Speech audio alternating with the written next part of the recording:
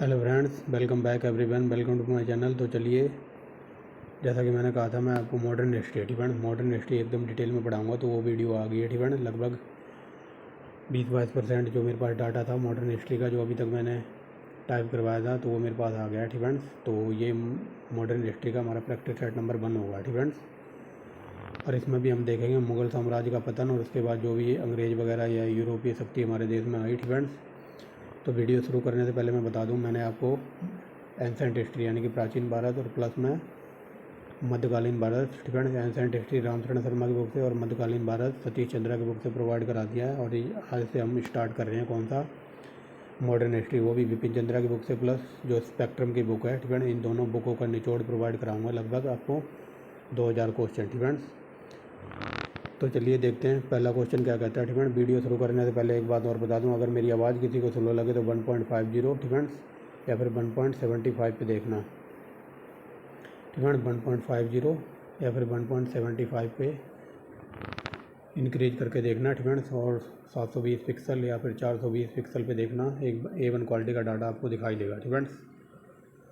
तो चलिए, without wasting the time एक तरफ हमारी चल रही है वर्ल्ड ज्योग्राफी और इंडियन इकोनॉमी, और दूसरी तरफ से ये मॉडर्न हिस्ट्री का आज पहला पार्ट है। आपको स्टार्ट करा दिया है। तो चलिए देखते हैं। पहला क्वेश्चन क्या कहता है। मुग़ल साम्राज्य के पतन के लिए जागीर संकट के सिद्धांत को प्रतिपादित करने वाला इतिहासकार कौन था। तो ये थे सतीश चंद्र। ये देख लीजिए, ये हमारा आंसर है हर बार की तरह। कोई बता सकता है मुग़ल कालीन में ये जागीर का संकट उत्पन्न क्यों हुआ था। जैसे ही ये सब मैंने आपको डिटेल में पढ़ाया, जैसे ही बाबर मरता है ना, तो बाबर का सारा राजपाट देखता हुमायूं, और हुमायूं के होते हैं 4-5 लड़के।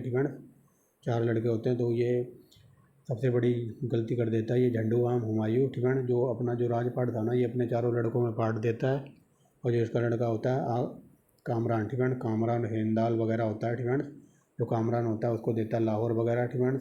लाहौर ये अफ़गानिस्तान के इलाके हैं। तो इस टाइम जब ये राजपाट बांटता है तो उस टाइम इधर भुखमरी के इलाके होते हैं। तो ये कामरान इधर आके देखता है कि मेरे बाप ने मुझे ऐसे इलाके दे दिए, यहाँ पर भुखमरी वगैरह मरी पड़ी है। भुखमरी है, यहाँ पर मैं क्या करूँगा। तो ये उसी समय अपने बाप के अगेंस्ट विद्रोह करने की सोचता है। तो यहीं से सबसे बड़ी गलती मानी जाती है कि हुमायूं ने जो मतलब अपने चारों बेटों के हाथों में अपना राज बांट दिया था।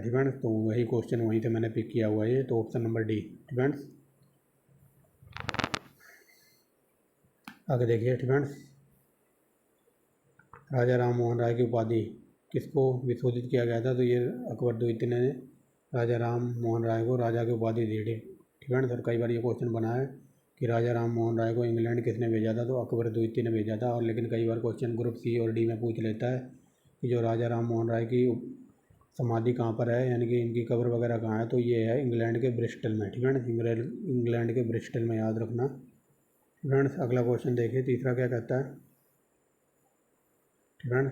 निम्नलिखित में से निम्नलिखित कथनों पर विचार कीजिए। बहादुर शाह बहादुर शाह जफर के बारे में कौन सा कथन सही नहीं है। तो चलिए देखते हैं, जो सही नहीं है उसी को देखते हैं पहले। तो भाई 1 लाख रुपए प्रति माह ईस्ट इंडिया कंपनी वह 1 लाख रुपए से कम प्रति माह ईस्ट इंडिया कंपनी से पेंशन के रूप में प्राप्त करता था। तो ये गलत है। लगभग 2.5 से 3 लाख रुपए लेता था ये, तो ये गलत है। 1 लाख रुपए नहीं। बाकी देख लेते हैं। वह बिना राज्य का सम्राट था, ये सही है। इब्राहिम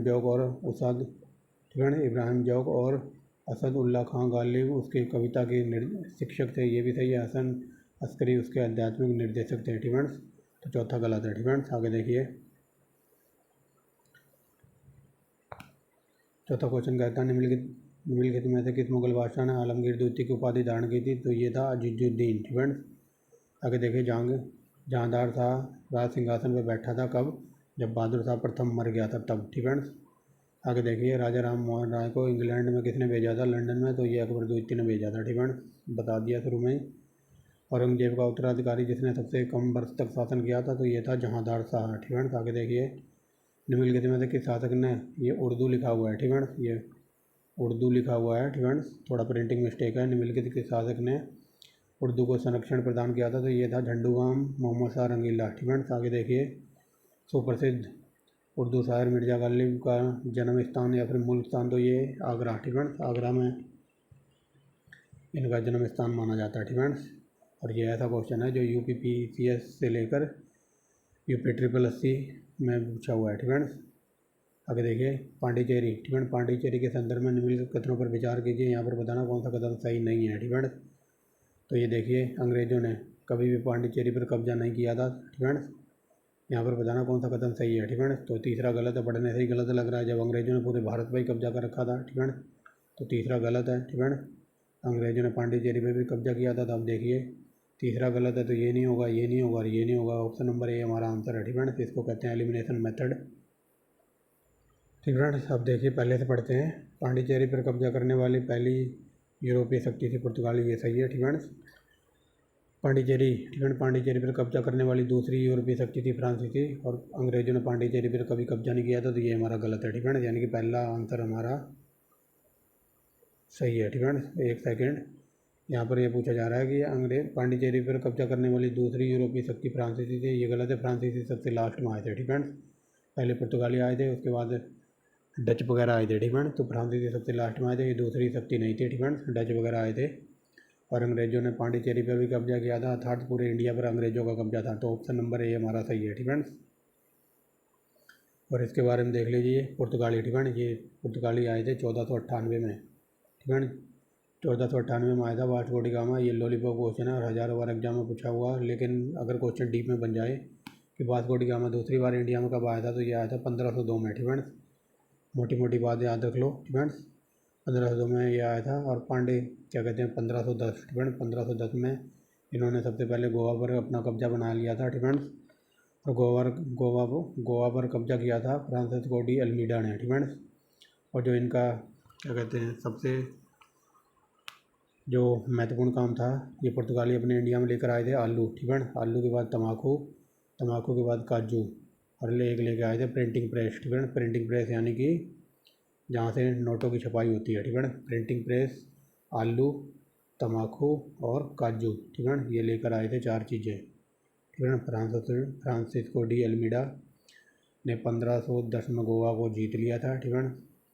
और क्या बताऊँ इनके बारे में। एक क्वेश्चन यहाँ से पूछा जाता है। ठीक है।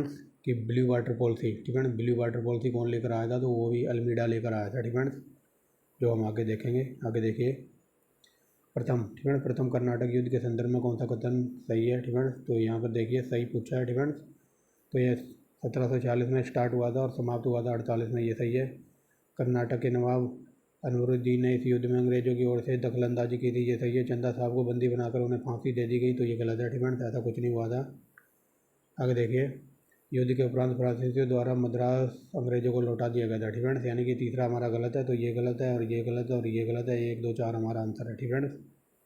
इसको कहते हैं एलिमिनेशन मेथड। आगे देखिए ये ऐसे क्वेश्चन की बात कर रहा हूँ। ऐसे क्वेश्चन UPPCS के पालतू क्वेश्चन बने हुए हैं पिछले 7-8 सालों से, कथन और कारण वाले। तो कथन देखिए क्या कहता है। सालम द्वितीय ने साम्राज्य के प्रारंभिक वर्षों में अपनी राजधानी से दूर बिताई। ठीक है।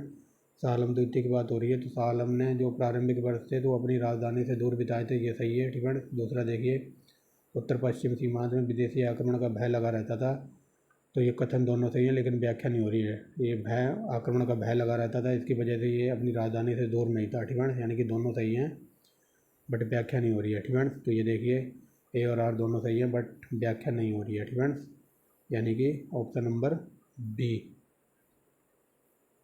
फ्रेंड्स अगला क्वेश्चन देखते हैं।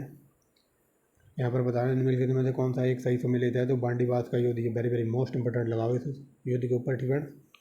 तो बांडीबास का युद्ध हुआ था अंग्रेजों और फ्रांसीसियों के बीच। ठीक है। और ये युद्ध हुआ था 1700 आई थिंक 60। ठीक है। 1760 में ये युद्ध हुआ था।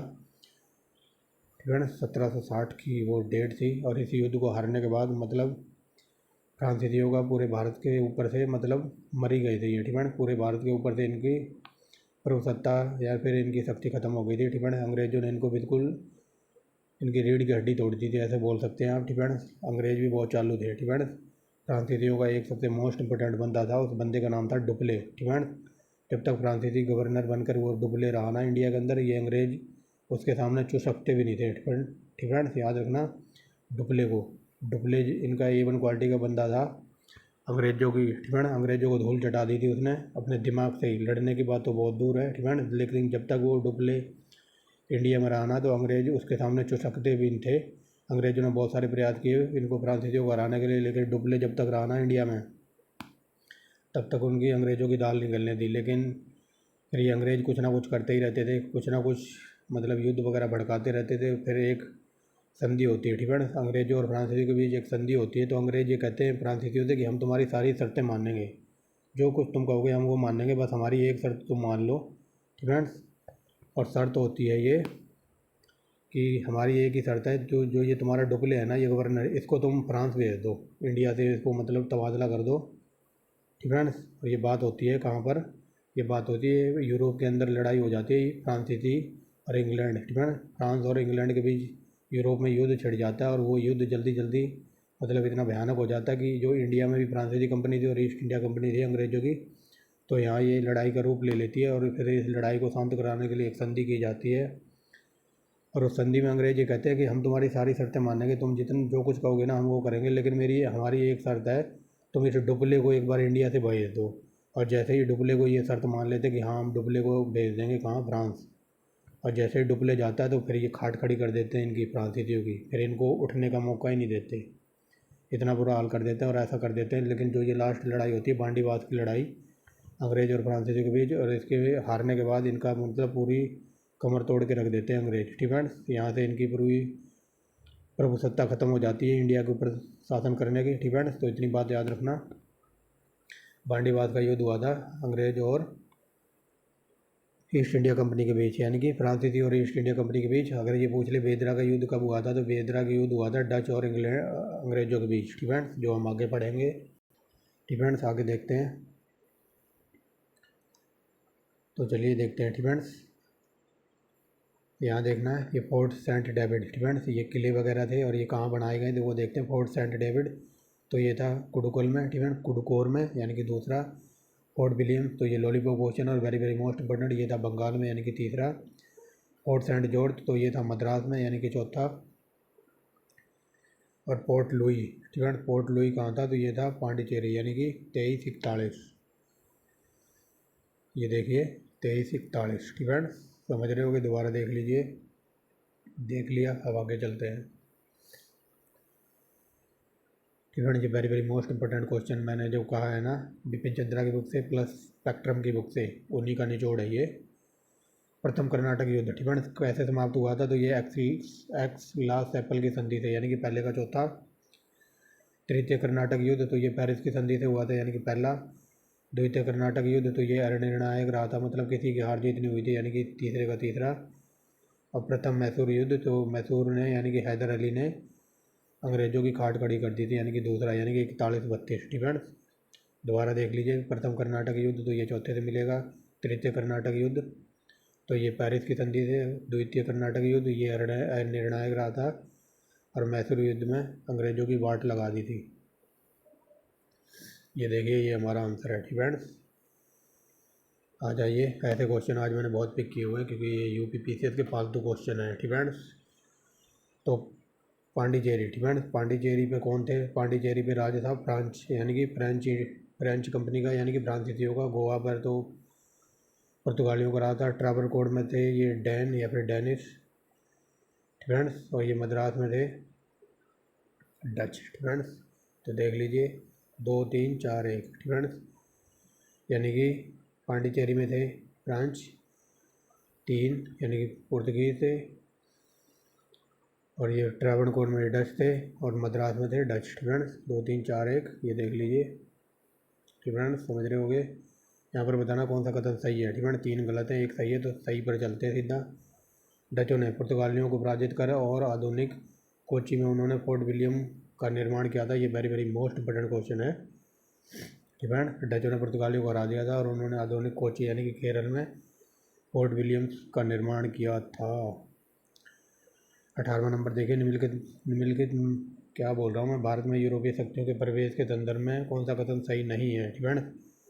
तो ये मैंने बताया ना कि पुर्तगाली 1498 में आए थे, ठीक है, पहला ही गलत है, ठीक है। देख लीजिए, ठीक है, ये देखिए पुर्तगालियों ने गोवा पर कब्जा किया था 1510 में, ठीक है, और ये 1498 में आए थे, ना कि 99 में, ठीक है। समझ रहे होगे, तो पहला ही गलत है, बाकी हम पढ़ेंगे सारे। दूसरा देखिए, अंग्रेज़ों ने पहली अपनी फैक्ट्री या फिर कारखाना दक्षिण भारत में मसूलीपट्टनम में लगाई थी। ये वेरी वेरी मोस्ट इंपॉर्टेंट है फ्रेंड्स। पूर्वी भारत में अंग्रेज़ों ने अपनी पहली फैक्ट्री 1633 में उड़ीसा में लगाई थी फ्रेंड्स। सही है। डुप्ले, ये देखिए, ये वन क्वालिटी का बंदा था। डुप्ले के नेतृत्व में फ्रांसीसियों ने मद्रास पर कब्जा किया था फ्रेंड्स। तो ये 1499 में नहीं, गोवा पर कब्जा हुआ था 1510 में फ्रेंड्स। ये शुरू में ही बता दिया था मैंने। ये ब्लू वाटर बॉल थी, तो ये वेरी वेरी मोस्ट इंपॉर्टेंट है। ये फ्रांसिस्को डी अल्मीडा लेकर आया था। हुगली फ्रेंड्स, बंगाल में एक जगह है हुगली, तो हुगली बंगाल की खाड़ी को लूटपाट का स्थान या फिर अड्डा बनाया था पुर्तगालियों ने फ्रेंड्स। जो भी बंगाल की खाड़ी वगैरह हुगली वगैरह में आते थे फ्रेंड्स, तो ये बंगाल की खाड़ी को लूटपाट का अड्डा बनाया था पुर्तगालियों ने। बंगाल में निम्नलिखित फैक्ट्री में से एक जो पुर्तगालियों के द्वारा स्थापित की थी, तो हुगली में इन्होंने फैक्ट्री लगाई थी। आगे देखिए, उस शासक का नाम बताइए जिसने वास्को डी गामा का स्वागत किया था। जमोरिन फ्रेंड्स। आगे देखिए, किस यूरोपीय समुदाय ने भारत के साथ प्रथम व्यापारिक संबंध स्थापित किए थे। सबसे पहले आए थे वास्को डी गामा। भारत में पुर्तगाली शक्ति का वास्तविक संस्थापक था, तो ये अबू बकर था फ्रेंड्स। ये बता दिया शुरू में ही, अबू बकर फ्रेंड्स। आगे देखिए, पुर्तगाली उपनिवेश का प्रथम वायसराय, तो ये अल्मीडा था। ये भी बता दिया शुरू में ही। आगे देखिए, भारत में पुर्तगालियों ने सबसे पहला दुर्ग यानी कि सबसे पहली फैक्ट्री बनाई थी कोचीन में, यानी कि दुर्ग यानी कि किला वगैरह फ्रेंड्स। बंगाल में निम्नलिखित में से कौन सा कारखाना डचों ने लगाया था, तो ये चिंतूरा friends. Very very most important है। ये डच वगैरह बहुत आरामी थे फ्रेंड्स। यहाँ पर बंगाल की बात हो रही है, तो बंगाल में इन्होंने चिंतूरा में अपनी फैक्ट्री वगैरह लगाई थी फ्रेंड्स। अभी आगे देखेंगे कहाँ कहाँ लगाई थी इन्होंने। तो ये देखिए, डच लोगों ने भारत में व्यापार के लिए किन किन बंदरगाहों का उपयोग किया था, तो कालीकट, मसूलीपट्टनम और नागपट्टनम, तो उपरोक्त सभी इन सब जगह पर इन्होंने प्रयोग किया था। और ये देखिए, इनकी फैक्ट्री वगैरह कहाँ कहाँ थी डचों की फ्रेंड्स। तो डचों ने देखिए कितनी फैक्ट्री बनाई थी इंडिया में आकर। नागपट्टनम में, चिंतूरा में, मछलीपट्टनम में, सूरत, भरूच, आगरा, कोचीन, अहमदाबाद, पटना, तो उपरोक्त सभी ये आंसर है फ्रेंड्स। ये सब डिटेल में पढ़ा है। मछलीपट्टनम आंध्र प्रदेश में पड़ता है, आगरा उत्तर प्रदेश, पटना बिहार में, अहमदाबाद, भरूच, सूरत फ्रेंड्स ये तीनों पड़ते हैं गुजरात में। नागपट्टनम पड़ता है आई थिंक तमिलनाडु की साइड, और ये चिंतूरा पड़ता है कहाँ, बंगाल में फ्रेंड्स। ये सब डिटेल में पढ़ाया हुआ है। भारत के साथ व्यापार के लिए सर्वप्रथम संयुक्त पूंजी कंपनी किन लोगों ने आरंभ की थी, तो डचों ने फ्रेंड्स। संयुक्त पूंजी कंपनी संयुक्त पूंजी कंपनी की बात हो रही है, तो सबसे पहले डचों ने लगाई थी। ये आया देखो, ये A1 क्वालिटी का क्वेश्चन। वर्ष 1613 में ईस्ट इंडिया कंपनी को कहाँ एक कारखाना स्थापित करने की अनुमति मिली थी, तो ये सूरत में मिली थी फ्रेंड्स। अभी बताता हूँ क्यों फ्रेंड्स। तो इनको सूरत में फैक्ट्री बनाने की अनुमति मिली थी कब, 1613 में फ्रेंड्स। 1613 में मिली थी, बट 1612 का एक साल पहले आई है फ्रेंड्स। एक साल पहले होता है किनका, अंग्रेज़ों का और पुर्तगालियों का युद्ध होता है फ्रेंड्स। तो पुर्तगालियों को ये 1612 में हरा देते हैं, मतलब एक जंगी लड़ाई होती है। तो इसमें पुर्तगालियों को हराने के बाद 1613 में इनको मतलब कारखाना लगाने की अनुमति मिलती है सूरत में फ्रेंड्स। और इसको औपचारिक तौर से फ्रेंड्स, इसको फरमान जारी किसने कराया था, तो 13 के बाद 2 साल आगे चलिए फ्रेंड्स, यानी कि 1615 में कौन गया था जहांगीर के दरबार में, sir Thomas Roe friends. Sir Thomas Roe फरमान लेकर आया था फ्रेंड्स, याद रखना। ये very very most important question है फ्रेंड्स। देखिए कितनी बार घुमा के पूछा है। अंग्रेजों ने अपनी पहली व्यापारिक केंद्री कहाँ लगाई थी, सूरत में लगाई थी फ्रेंड्स। ये देखिए, क्वेश्चन ऐसे भी बनाए, निम्नलिखित यूरोपीय व्यापारिक कंपनियों में से किसने सूरत में सर्वप्रथम कारखाना स्थापित किया था, तो अंग्रेजों ने फ्रेंड्स। आगे देखिए, ईस्ट इंडिया कंपनी के निर्माण के समय इंग्लैंड का राजा या फिर रानी कौन थी, तो ये एलिजाबेथ प्रथम थी फ्रेंड्स। किस मुगल शासक के काल में ईस्ट इंडिया कंपनी ने भारत में पहला कारखाना लगाया था, तो मैंने बताया ना, जहांगीर ने फरमान जारी किया था, रोक गया था इसके दरबार में फ्रेंड्स। आगे देखिए, ब्रिटिश ने कहाँ फ्रेंड्स, ब्रिटिश ने किसका सबसे पहले निर्माण किया था, तो सबसे पहले बनाया था सबसे पहले बनाया था फोर्ट सेंट जॉर्ज, और कहाँ पर, मद्रास में फ्रेंड्स। तो ये देखिए, फोर्ट सेंट जॉर्ज ये मद्रास के तमिलनाडु में फ्रेंड्स। तमिलनाडु की राजधानी थी पहले मद्रास फ्रेंड्स, याद रखना। निम्नलिखित में से किस एक शासक ने ईस्ट इंडिया कंपनी की दीवानी प्राप्त की थी, तो वह था शाह आलम द्वितीय फ्रेंड्स। आगे देखिए, भारत में ईस्ट इंडिया कंपनी की सफलता का राज क्या था, तो सबसे जो ज़्यादा झंडूबाम लोग थे अपने देश के ठीक है, उनमें राष्ट्रीय एकता ही नहीं थी ठीक है। वो अलग अलग धर्मों में बैठे हुए थे, अलग अलग जातियों में ठीक है, उनमें राष्ट्रीय एकता की भावना नहीं थी ठीक है। ये सबसे मेन कारण ये था ठीक है। और दूसरा देखिए कंपनी की सेना ठीक है, कंपनी की सेना को पश्चिमी परीक्षण मिला हुआ था तथा उनके पास आधुनिक एवं क्वालिटी के हथियार थे ठीक है, वेपन थे। भारतीय सैनिकों में राष्ट्रीय भावना की कमी और अभाव था, जिसके फलस्वरूप उन्हें कोई भी अच्छा वेतन दे तो उसकी सेवा में लगे रहते थे ठीक है। ये वेरी वेरी मोस्ट इंपॉर्टेंट है, सिंपल वे में बता देता हूँ। जब 1857 की क्रांति हुई थी ना ठीक है, इसको हम बाद में पढ़ेंगे बट मोटी मोटी बात बता दूँ। जो 1857 की क्रांति हुई थी तो उस टाइम अंग्रेज़ों के पास फौज थी लगभग 3,11,400 सैनिक थे ठीक है। ये सब मैंने डिटेल में बढ़ाया हुआ है। 3,11,400 सैनिक थे अंग्रेज़ों के पास, और उसमें से 2,65,900 सैनिक अपने इंडिया के थे ठीक है। क्योंकि इंडिया में उस टाइम इतनी भुखमरी वगैरह थी और इनको कोई भी अच्छा वेतन वगैरह नहीं मिलता था, लेकिन अंग्रेज़ों के पास पूरा पैसा था। तो अंग्रेज़ों ने देख लो इतनी सेना थी, 3,11,400 सैनिक थे अंग्रेज़ों की सेना में ठीक है, जब 1857 की क्रांति हुई थी। और 3,11,400 सैनिकों में से 2,65,900 सैनिक अपने थे ठीक है, अपने इंडिया के थे। क्यों? क्योंकि इनको अच्छा वेतन दे रहे थे अंग्रेज़ ठीक है। तो वही बात यहाँ बताई हुई है। ये देखिए सी को पढ़ते हैं ठीक है। भारतीय सैनिकों को राष्ट्रीय भावना का अभाव था, जिसके फलस्वरूप कोई भी उन्हें अच्छा वेतन दे तो वो उसी की सेवा में लगे रहते थे ठीक है। क्योंकि अंग्रेज उनको A1 क्वालिटी की सैलरी दे रहे थे, और सैलरी भी कुछ नहीं थी, 300 रुपये पर मंथ ठीक है, पर मंथ सैलरी थी ठीक है इनकी। अंग्रेज़ों की जो भारतीय इनकी फ़ौज में लगे हुए थे भारतीय, तो इन सैनिकों की सैलरी थी 300 रुपये पर मंथ ठीक है। तो इतनी बात याद रखना। बाकी जब हम 1857 की क्रांति को पढ़ेंगे तो एकदम डिटेल में कहानी वगैरह सुनाऊंगा आपको। अभी सिर्फ इतना ही मोटा मोटा याद रखो ठीक है।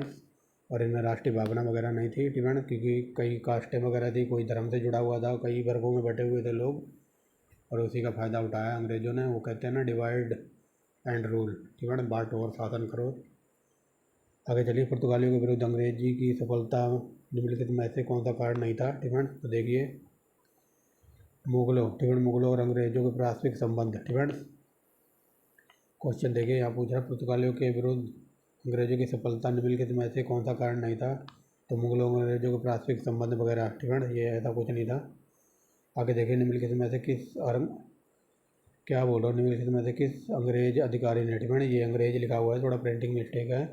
अंग्रेज अधिकारी ने पुर्तगालियों को सोली के स्थान पर हराया था, तो ये था थॉमस बेस्ट। सोली के युद्ध में इसने पुर्तगालियों की वाट लगा दी थी। आगे देखिए प्रारंभ ठीक है, प्रारंभ में ईस्ट इंडिया कंपनी का लक्ष्य क्या था। तो ईस्ट इंडिया कंपनी वाले आए थे कि ये सिर्फ व्यापार करने आए थे, यहाँ पर भूभाग यानी कि ज़मीन वगैरह खरीदने नहीं आए थे। लेकिन जब इन्होंने हमारे देश में व्यापार जमा लिया, देखे यहाँ के लोग तो आपस में लड़ रहे हैं, झगड़ रहे हैं, तो उन्होंने फिर कब्जा करना शुरू कर दिया ठीक है। जो आरंभ में उनका प्राइम टारगेट था व्यापार करना, ना कि भूभाग नहीं ठीक है, यानी कि कब्जा वगैरह करना उनका टारगेट नहीं था। समझ रहे होगे ठीक है। आगे चलिए निम्नलिखित में से किस स्थान पर ईस्ट इंडिया कंपनी के शासनकाल में प्रमुख उद्योग क्रांति नहीं थी ठीक है। यहाँ क्वेश्चन पूछा जा रहा है, यहाँ क्वेश्चन ये पूछा जा रहा है जब ईस्ट इंडिया कंपनी के जो व्यापारिक केंद्र वगैरह थे तो उनमें व्यापारिक केंद्र कौन सा नहीं था। तो इलाहाबाद और ग्वालियर ये कोई अंग्रेजों के व्यापारिक केंद्र नहीं थे ठीक है। आगे देखिए ईस्ट इंडिया कंपनी को सबसे पहले किसने सामान्य सीमा शुल्क के बदले 3,000 रुपये सालाना अदा करने की छूट दी थी। तो ये दी थी राजकुमार सुजा ने ठीक है, राजकुमार सुजा ने दी थी। Very very most important question है ये। आगे देखिए निम्नलिखित व्यापारिक शक्तियों में से किसे 1717 में चुंगी अदा करने को छूट दी गई थी। तो अंग्रेज़ों को छूट दे दी गई थी ठीक है। आगे देखिए निम्नलिखित में से सीमा शुल्क मुक्ति की स्वीकृति प्राप्त हुई थी। तो ब्रिटिश वालों को प्राप्त हुई थी ठीक है। कुछ झंडूबाम मुगल शासक वगैरह थे, अंग्रेज थोड़ा बहुत टैक्स वगैरह देते थे, लेकिन उन झंडूबाम मुगल शासकों ने वो टैक्स वगैरह भी माफ़ कर दिया था अंग्रेज़ों के ऊपर से। इसकी वजह से अंग्रेज़ों ने फिर सबको उधेड़ के ही रख दिया ठीक है। बेदरा का युद्ध बता दिया, अंग्रेज़ों और डचों के बीच हुआ था ठीक है। आगे देखिए पुर्तगाली द्वारा अंग्रेज़ों को बम्बई सौंपने का अवसर क्या था।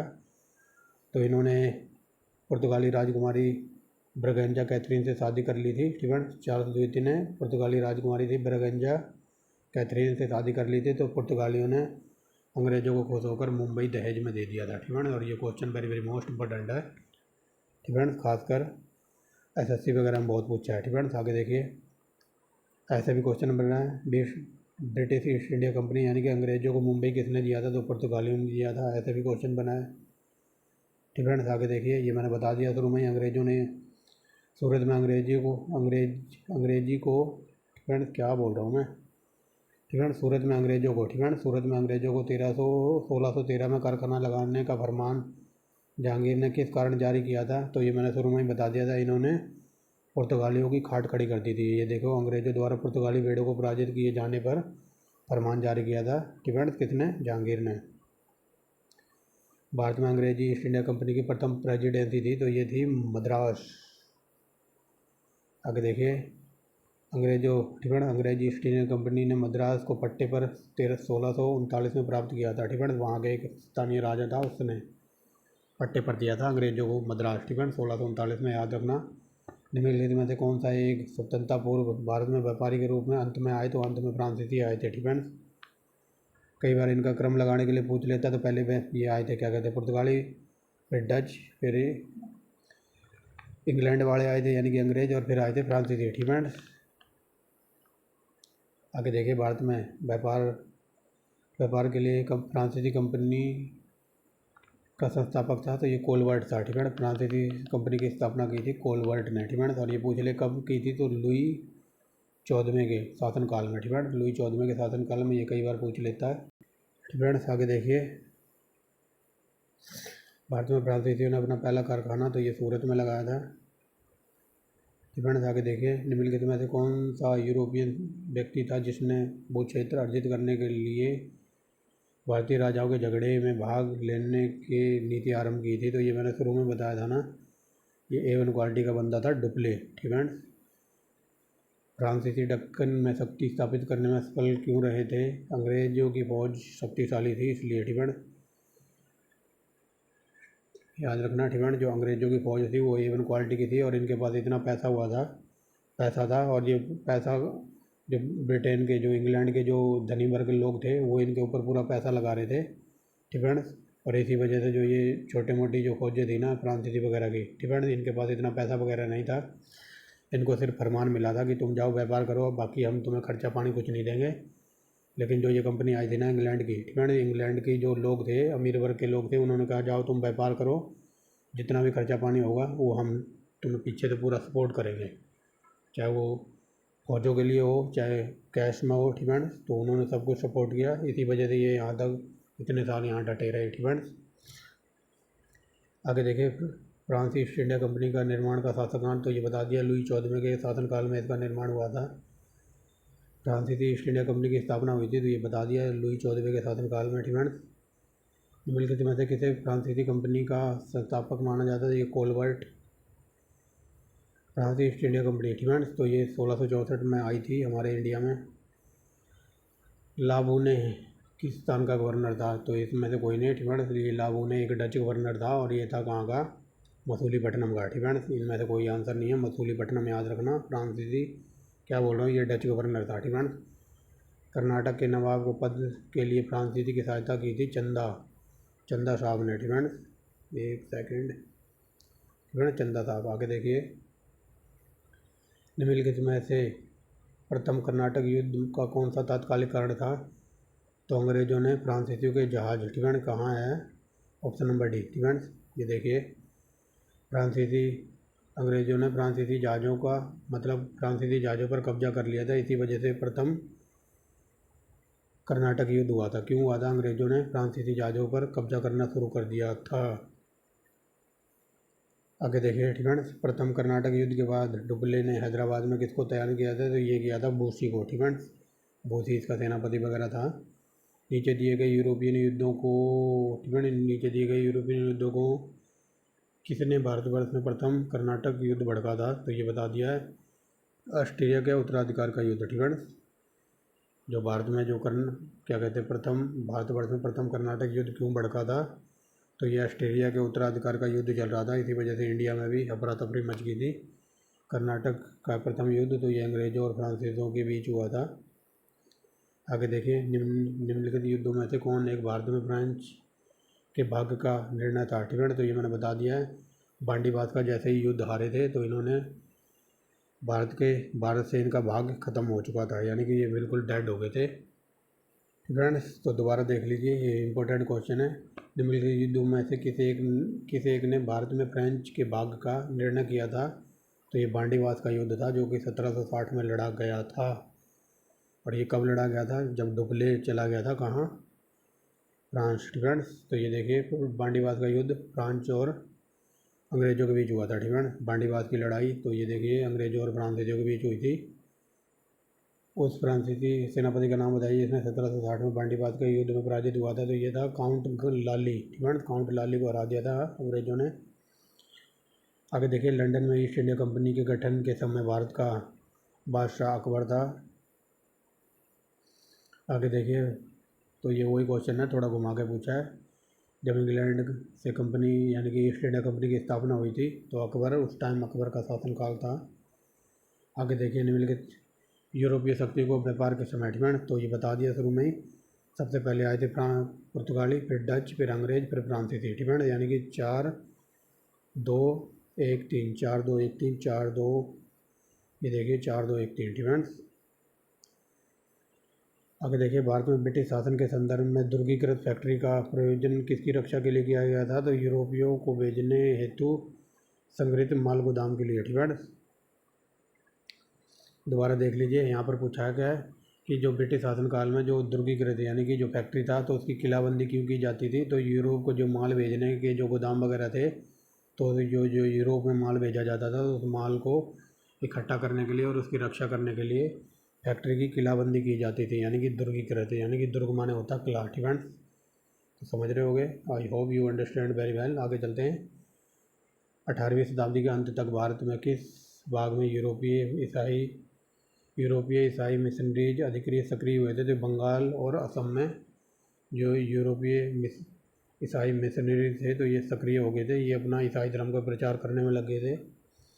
आगे देखिए, भारत में मुद्रालय फ्रेंड्स। भारत में मुद्रालय लाने वाले फ्रेंड्स, भारत में मुद्रालय लाने वाले प्रथम कौन थे? तो ये मैंने बता दिया था ना, ये पुर्तगाली क्या क्या लेके आए थे? मुद्रालय, यानी कि प्रिंटिंग प्रेस की बात हो रही है फ्रेंड्स। प्रिंटिंग प्रेस को यहाँ हिंदी में लिखा है मुद्रालय फ्रेंड्स। आलू, काजू और क्या कहते हैं, तम्बाकू, और ये मुद्रालय को बोलते हैं ना प्रिंटिंग प्रेस फ्रेंड्स। तो वही बात बताई जा रही है यहाँ। ये झंडू बाम पुर्तगाली लेकर आए थे।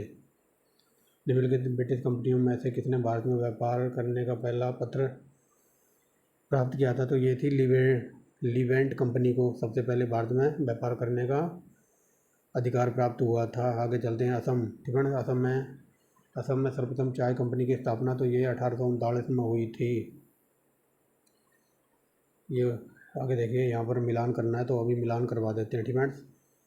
पांडिचेरी में कौन थे? तो ये फ्रेंच थे। गोवा में कौन थे? तो ये पुर्तगीज थे। ट्रावणकोर में कौन थे? तो ये थे डेनिश फ्रेंड्स, डेनिश।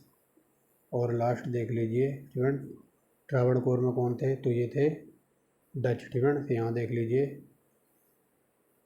2 3 1 4 फ्रेंड्स। ये क्वेश्चन रिपीट हो गया है, ऊपर भी मैंने कराया है शायद। अब देख लीजिए फ्रेंड्स, ये थोड़ा ज़्यादा ही लार्ज साइज हो गया फ्रेंड्स। पांडिचेरी में फ्रेंच थे, यानी कि दूसरा फ्रेंड्स। दोबारा देखिए, पांडिचेरी में फ्रेंच, गोवा पुर्तगीज, ट्रावणकोर में डेनिश, और मद्रास में कौन था? तो मद्रास में थे डच फ्रेंड्स। समझ रहे होंगे। और ये लास्ट क्वेश्चन है आई थिंक आज का।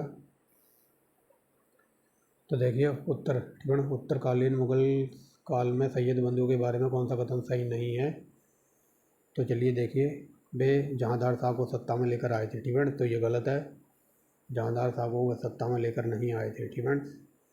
तो ये था हमारा पार्ट नंबर 1 मॉडर्न हिस्ट्री का फ्रेंड्स। पता नहीं आपको कैसा लगेगा, बट ये पहला पार्ट था फ्रेंड्स। दूसरा पार्ट इससे भी ज़बरदस्त बनेगा।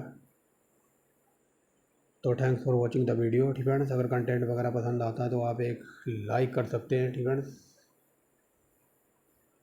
तो thanks for watching the video friends. क्योंकि अभी भी तबीयत पूरी तरह सही नहीं है, लेकिन फिर भी मैं बोलने जा रहा हूँ फ्रेंड्स। तो मिलते हैं नेक्स्ट वीडियो में friends. Thanks for watching the video and bye bye.